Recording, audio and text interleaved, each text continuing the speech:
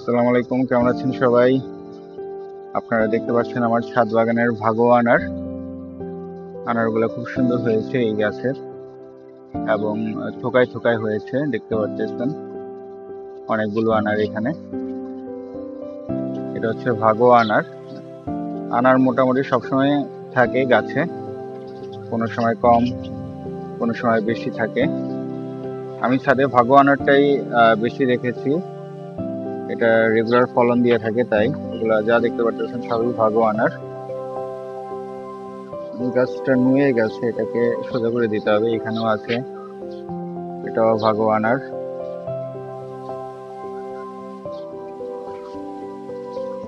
এখানে যে গাছটা দেখতে পাচ্ছেন এটাও ভাগো আনার। এই গাছটা হচ্ছে পাকিস্তানি আনারগুলো অনেক বড় হয়, দেখতে পাচ্ছেন। এগুলার প্রথমে সবুজ হবে, আস্তে আস্তে কালার আসবে, শীতকালে হালকা ভিতরে লাল কালার হয়। এটা যেটা দেখতে পাচ্ছেন এটাও ভাগো আনার। ফাঁকে ফাঁকে প্রচুর আনার ধরে আছে। বর্ষাকালে একটা প্রধান সমস্যা হচ্ছে আনার ঝরে পড়া, এবং এটার কারণে আপনার যখনই বৃষ্টি হবে বা অতিরিক্ত বৃষ্টি হবে আপনাকে ছত্রাকনাশক স্প্রে করে দিতে হবে। ছত্রাকনাশক একটা কীটনাশক স্প্রে করে দেবেন, তাহলে গাছগুলো ভালো থাকবে। দেখতে পাচ্ছেন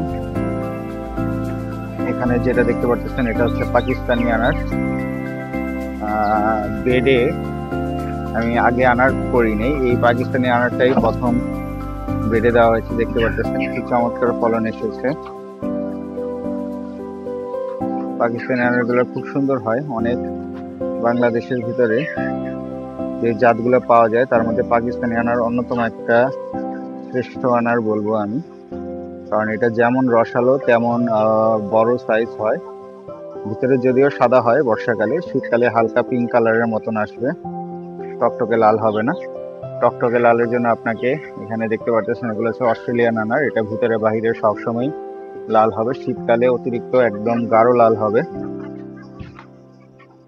তো যেটা বলতেছিলাম, আনার গাছ যখনই বৃষ্টি হবে তখন আপনার একটা ছত্রাকনাশক একটা কীটনাশক স্প্রে করে দিবেন, তাহলে গাছগুলো সুস্থ থাকবে।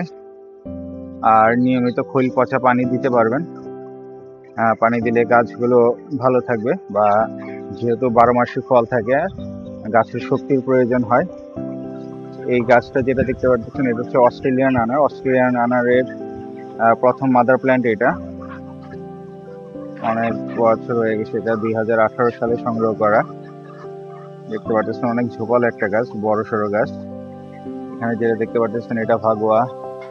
এই পাশে যে গাছটা দেখতে পাচ্ছেন এটাও ভাগো আনার। দেখতে পাচ্ছেন কি পরিমাণ ফল ধরে আছে, দেখো ফলের ভারে গাছ নুয়ে গেছে এক সাইডে, 3 পাশে বেঁধে রাখতে হচ্ছে এটাকে।